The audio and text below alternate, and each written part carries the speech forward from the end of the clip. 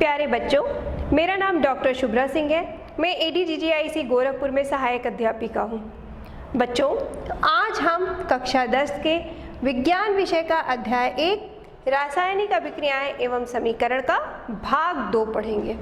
बच्चों, इसके पहले हम भाग 1 का अध्ययन कर चुके हैं, जिसके अंतर्गत हमने रासायनिक समीकरण पढ़ा था और उनको संतुलित करना सीखा था। बच्चों, आज हम भाग 2 का अध्ययन करेंगे, जिसके अंतर्गत हम अभिक्रियाओं के प्रकार पढ़ेंगे, जिनमें संयोजन अभिक्रियाएं, विस्थापन अभिक्रियाएं, अनुत्क्रमणीय अभिक्रियाएं, उत्क्रमणीय अभिक्रियाएं, अपघटन अभिक्रियाएं, वियोजन अभिक्रियाएं, द्विविस्थापन अभिक्रियाएं, ऊष्माशोषी क्षेपी रासायनिक अभिक्रियाएं, उपचयन तथा अपचयन अभिक्रियाएं पढ़ेंगे। साथ ही साथ हम संक्षारण तथा विकृत गंधिता के बारे में भी जानेंगे।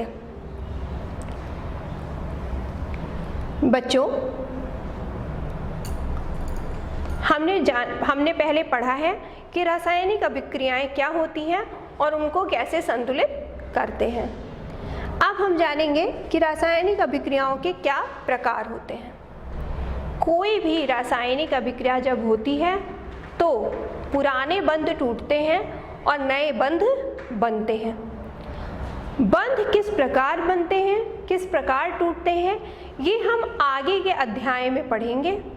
यहाँ पे बस हम ये जानेंगे कि किस प्रकार रासायनिक अभिक्रियाएं हो रही हैं और ये कितने प्रकार से संभव है। बच्चों, इसी में सबसे पहले हम संयोजन अभिक्रियाओं के बारे में जानेंगे। संयोजन क्या है? जैसा कि हम पहले भी जानते हैं, संयोजन का मतलब है योग होना। यहाँ पे देखिए, जब दो या दो से अधिक अभिकारक मिलके एक उत्पाद बनाते हैं, यानी इन दोनों का क्या हो रहा है? योग हो रहा है, संयोग हो रहा है, जिसके फलस्वरूप हमें एकल उत्पाद की प्राप्ति हो रही है। ऐसी अभिक्रियाओं को हम संयोजन अभिक्रियाएं कहते हैं। देखिए यहाँ पे, सल्फर की अभिक्रिया जब ऑक्सीजन के साथ होती है तो वह क्या बनाता है? सल्फर डाइऑक्साइड गैस यहाँ बनती है।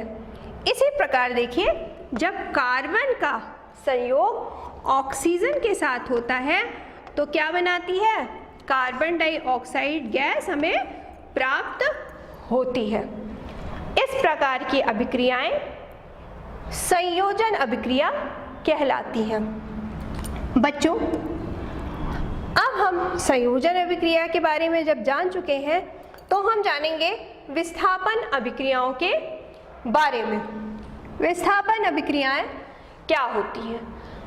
आप कॉपर सल्फेट का विलयन 2 परख नली में ले लीजिए। यहाँ पे कॉपर सल्फेट का विलयन है। कॉपर सल्फेट का विलयन देखने में किस रंग का होता है? नीले रंग का होता है। ठीक है।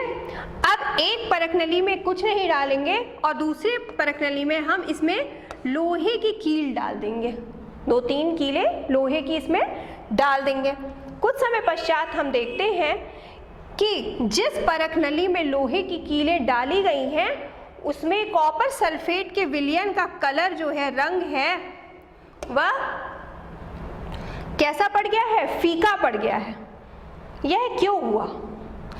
यह विस्थापन अभिक्रिया के कारण हुआ।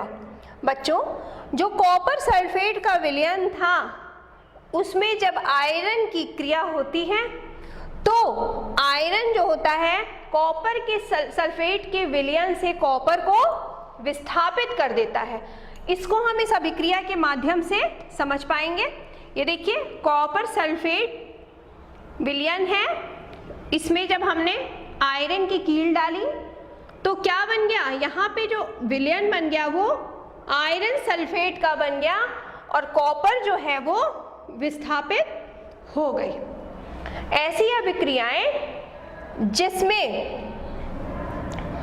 एक तत्व का परमाणु या परमाणु के समूह को दूसरे तत्व का परमाणु या परमाणु का समूह विस्थापित कर देता है, अभिक्रियाओं को हम विस्थापन अभिक्रियाएं कहते हैं। देखिए, यहाँ पे आयरन ने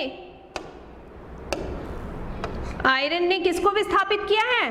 कॉपर को विस्थापित किया है, अतः ये विस्थापन अभिक्रिया है। बच्चों, इसी क्रम को आगे बढ़ाते हुए अब हम अनुत्क्रमणीय अभिक्रियाओं के बारे में जानेंगे कि अनुत्क्रमणीय अभिक्रियाएं क्या होती हैं। आप यहाँ देखिए, यहाँ पोटेशियम क्लोरेट है।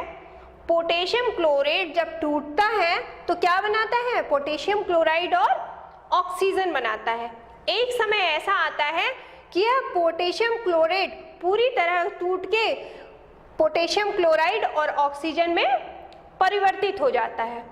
तो वह अभिक्रियाएं जिनसे अभिकारक से उत्पाद बनते हैं परंतु उत्पाद से पुनः अभिकारक की प्राप्ति नहीं होती है, ऐसी अभिक्रियाओं को हम अनुत्क्रमणीय अभिक्रियाएं कहते हैं। देखिए यहाँ पे पोटेशियम क्लोरेट से पोटेशियम क्लोराइड और ऑक्सीजन तो प्राप्त हो रहा है, परंतु पुनः पोटेशियम क्लोराइड और ऑक्सीजन से हमें पोटेशियम क्लोरेट की प्राप्ति नहीं हो रही है, यानी यह एक दिशा में चलने वाली अभिक्रिया है। ऐसी अभिक्रियाओं को हम क्या कहते हैं? अनुत्क्रमणीय अभिक्रियाएं कहते हैं।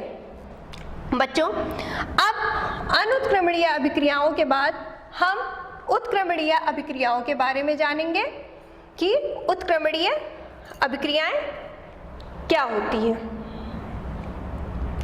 उत्क्रमणीय अभिक्रियाएं जो हैं वह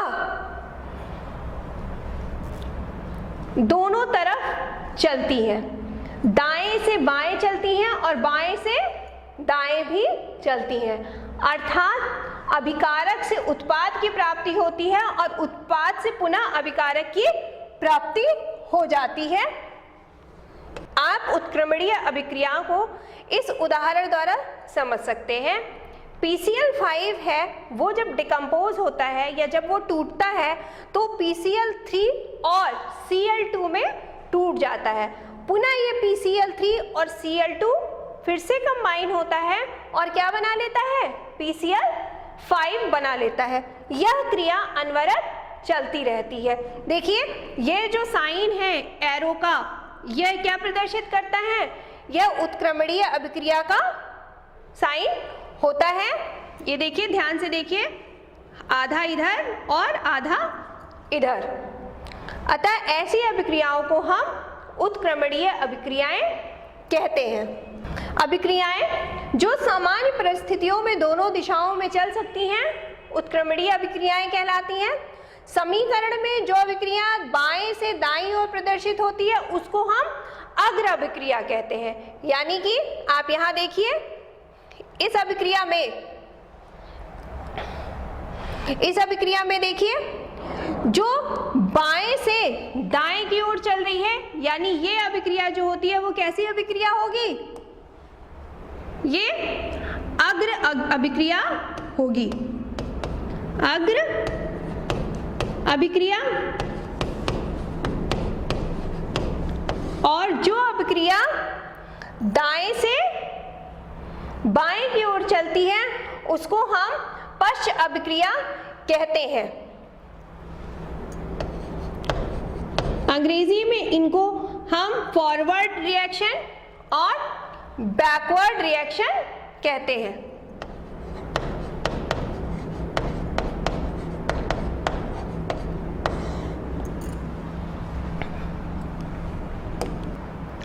बच्चों, इसी क्रम को आगे बढ़ाते हुए हम ये जानेंगे कि अपघटन अभिक्रियाएं क्या होती हैं। अपघटन अभिक्रियाओं में बच्चों जो बड़े और जटिल अणु होते हैं वो टूट के सरल अणुओं में विभक्त हो जाते हैं, इसको हम अपघटन अभिक्रियाएं कहते हैं। जैसे कैल्शियम कार्बोनेट का अपघटन जब होता है तो वो कैल्शियम ऑक्साइड और कार्बन डाइऑक्साइड बनाती है। इसमें अपघटन अभिक्रियाओं में ऊष्मा या विद्युत की आवश्यकता पड़ती है।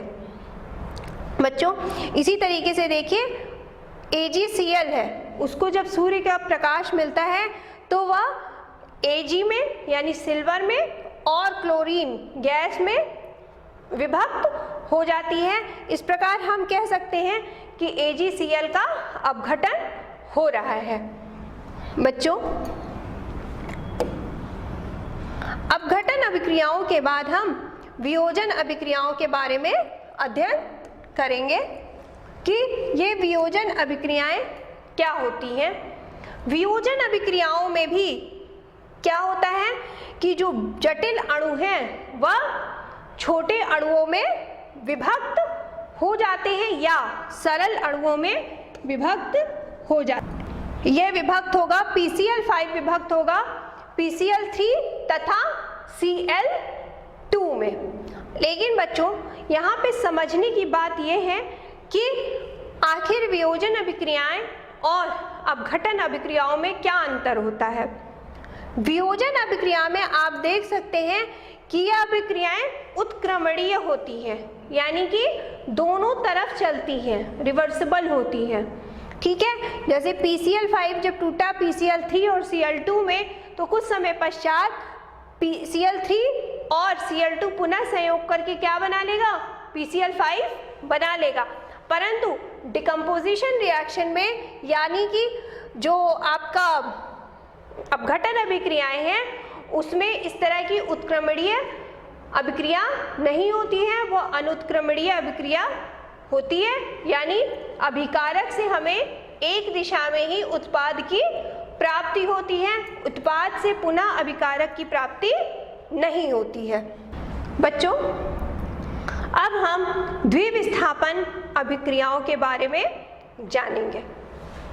द्विविस्थापन, अभी हमने थोड़ी देर पहले विस्थापन अभिक्रिया पढ़ा था, जिसमें हमने क्या पढ़ा था कि किस तरीके से कॉपर सल्फेट के विलयन से कॉपर को विस्थापित किया गया था। अब यहाँ पे द्विविस्थापन अभिक्रिया पढ़ेंगे। सोडियम सल्फेट का सॉल्यूशन है, अगर उसको BaCl2 के सॉल्यूशन में यानी बेरियम क्लोराइड में मिक्स करते हैं, तो थोड़ी देर बाद क्या होता है, बेरियम सल्फेट का सफ़ेद अवक्षेप आ जाता है। अवक्षेप क्या होता है, अवक्षेप वह पदार्थ होता है जो कि पानी में घुलता नहीं है। तो हमें यहाँ पे क्या मिल जाता है, बेरियम सल्फेट का सफ़ेद अवक्षेप प्राप्त होता है, साथ ही साथ हमें सोडियम क्लोराइड भी प्राप्त होता है। बच्चों, इस अभिक्रिया में आप एक चीज़ देखिए कि सोडियम सल्फेट जब बेरियम क्लोराइड के साथ अभिक्रिया कर रहा है, ये सोडियम सल्फेट है, ये बेरियम क्लोराइड के साथ अभिक्रिया करता है, तो आप देखिए क्या बनता है, बेरियम सल्फेट और सोडियम क्लोराइड, यानी इन दो तत्व का परस्पर आदान प्रदान हो रहा है। यहाँ पे सोडियम की जगह क्या आ गया, बेरियम आ गया, और यहाँ पे बेरियम की जगह क्या आ गया, सोडियम आ गया। क्योंकि इसमें दो तत्वों का परस्पर आदान प्रदान हो रहा है, इसलिए ऐसी अभिक्रियाओं को हम क्या कहते हैं, द्विविस्थापन अभिक्रिया कहते हैं। ऊष्माक्षेपी और ऊष्माशोषी क्या होती है, अंग्रेजी में हम इसको एक्सोथर्मिक यानी ऊष्माक्षेपी और एंडोथर्मिक यानी ऊष्माशोषी कहते हैं। बच्चों, ऐसी अभिक्रियाएं जिसमें ऊष्मा मुक्त होती है उसको हम ऊष्माक्षेपी अभिक्रिया कहते हैं। जैसे अगर आप बुझे हुए चूने को लीजिए और उसमें पानी मिलाइए, है ना, तो आप क्या देखते हैं, थोड़ी देर बाद वो पानी में से बुलबुले निकलते हैं और जिस बाल्टी में आप मिलाए होते हैं वो गर्म हो जाती है। गर्म होने का क्या मतलब है कि वह ऊष्मा दे रही है, उसमें से ऊष्मा निकल रही है। ऐसी अभिक्रियाओं को हम ऊष्माक्षेपी अभिक्रियाएं कहते हैं। बच्चों, ये देखिए यहाँ पे हाइड्रोजन है और ऑक्सीजन है। जब वाटर बनता है तो 136.8 किलो कैलोरी ऊष्मा जो है वह मुक्त होती है। ऐसी अभिक्रिया को हम ऊष्माक्षेपी अभिक्रिया कहते हैं। बच्चों, अब ऊष्माशोषी अभिक्रिया क्या होती है, वह अभिक्रिया जिसमें ऊष्मा अवशोषित होती है। जैसे कि आपके पास AgCl है, AgCl पे जब सूर्य का प्रकाश पड़ता है सूर्य का प्रकाश पड़ा या ऊष्मा पड़ी तो क्या होता है, यह Ag में तथा क्लोरीन गैस में विभक्त हो जाता है। यहाँ पे देखिए सूर्य का प्रकाश इस्तेमाल हो रहा है, यहाँ पे ऊष्मा इस्तेमाल हो रही है, इसलिए ऐसी अभिक्रिया को ऊष्मा शोषी अभिक्रिया कहते हैं, क्योंकि यहाँ पे ऊष्मा जो है वह अवशोषित होती है। बच्चों आपने घर पे देखा होगा कभी ग्लूकॉन डी या ग्लूकोज जब आप ग्लास में लेके मिलाते हैं तो थोड़ी देर बाद क्या होता है, ग्लास ठंडा होने लगता है।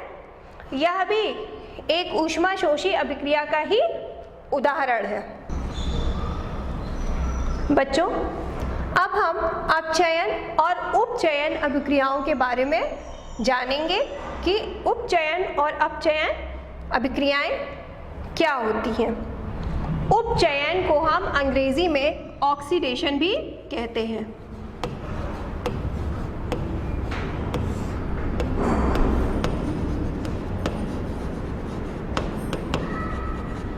और अपचयन को हम रिडक्शन भी कहते हैं। रिडक्शन भी कहते हैं। अब देखिए उपचयन क्या होता है, जब किसी तत्व में ऑक्सीजन जोड़ दी जाती है तो वहां पे उस तत्व का ऑक्सीडेशन होता है यानी उपचयन होता है। जैसे यहाँ पे देखिए हाइड्रोजन है, हाइड्रोजन जब अभिकारक की तरफ था तो हाइड्रोजन गैस के रूप में था, H2 था। जब इसका उपचयन हुआ है, यहाँ पे देखिए कि यहाँ पे हाइड्रोजन से क्या बन गया है, वाटर का मॉलिक्यूल बन गया है, यानी यहाँ पे एक ऑक्सीजन इसमें जुड़ गई है। ऑक्सीजन जुड़ने के कारण यहाँ पे हाइड्रोजन का क्या हो रहा है, उपचयन हो रहा है यानी ऑक्सीडेशन हो रहा है। अब यहाँ देखिए दूसरी अभिक्रिया देखिए, कॉपर ऑक्साइड है, यहाँ पे ऑक्सीजन पहले से प्रेजेंट थी, लेकिन जब इसकी हाइड्रोजन के साथ अभिक्रिया हुई तो कॉपर में से ऑक्सीजन हट गई, यानी कॉपर का क्या हो रहा है, अपचयन हो रहा है। ठीक है, यानी कॉपर का रिडक्शन हो रहा है।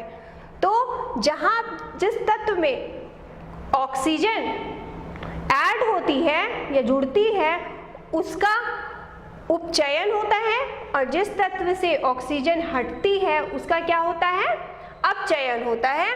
और उपचयन तथा अपचयन जिस अभिक्रिया में साथ साथ होती है उनको हम रिडॉक्स अभिक्रिया बोलते हैं या उपचयन अपचयन अभिक्रिया बोलते हैं। बच्चों अब आपने ये जान लिया कि रासायनिक अभिक्रियाएं कितने प्रकार की होती हैं। अब हम संक्षारण के विषय में अध्ययन करेंगे। बच्चों आपने जब कभी देखा होगा कि लोहे की किसी वस्तु को थोड़े दिनों तक छोड़ दीजिए तो कुछ समय पश्चात उस पर भूरे रंग की परत जम जाती है, या हम उस कहते हैं इस पे जंग लग गई है। तो क्या होती है ये भूरे रंग की परत? लोहा जो है वो वायुमंडल की आर्द्रता से अभिक्रिया करता है, साथ ही साथ वायुमंडल में मौजूद ऑक्सीजन से अभिक्रिया करता है, जिसके परिणाम स्वरूप आयरन का जो है वो ऑक्सीडेशन हो जाता है और यह भूरे रंग की परत बनाता है। देखिए आयरन की अभिक्रिया होती है ऑक्सीजन के साथ, वायुमंडल की नमी की मौजूदगी में होती है, और यहाँ पे बन जाता है आपका Fe2O3। यही आपके भूरे रंग की परत बनाती है। इस जो क्रिया है उसको हम संक्षारण कहते हैं। बच्चों इसीलिए जो आयरन होता है या जो लोहा होता है उसके ऊपर अक्सर आपने देखा होगा कि उसकी संक्षारित ना हो, उसका क्षय ना हो, इसके लिए उसके ऊपर अक्सर पेंट कर दिया जाता है या अन्य धातु की परत चढ़ा दी जाती है, जिससे कि आयरन जो है वो डायरेक्ट वातावरण में मौजूद नमी और ऑक्सीजन के कांटेक्ट में ना आ पाए और उसका संक्षारण ना हो पाए, क्योंकि जब वो संक्षारित होता है तो वो क्षतिग्रस्त हो जाता है और वो कमज़ोर हो जाता है। बच्चों इसी क्रम में हम विकृत गंधिता के विषय में पढ़ेंगे। आपने घर पे देखा होगा जब तेल होता है उसकी एक विशेष गंध होती है, लेकिन कुछ समय पश्चात आप देखते हैं कि कई बार तेल में से एक अजीब सी स्मेल आने लगती है या घी में से कुछ अजीब सी स्मेल आने लगती है। तो ये क्या है? इसी को हम विकृत गंधिता कहते हैं। होता ये है कि उस तेल और घी का ऑक्सीडेशन हो जाता है। ऑक्सीडेशन होने के कारण वह खराब होने लगता है। इसी को हम विकृत गंधिता कहते हैं। बच्चों, अंकल चिप्स के पैकेट में देखिए बहुत सारी हवा भरी रहती है। वो हवा ऑक्सीजन नहीं होती है, वो नाइट्रोजन जैसी गैसें होती हैं जिसमें ऑक्सीडेशन करने की क्रिया बहुत कम रहती है, जिसके कारण उसके अंदर के जो चिप्स होते हैं वो सुरक्षित रहते हैं। बच्चों, ये आपका गृह कार्य है।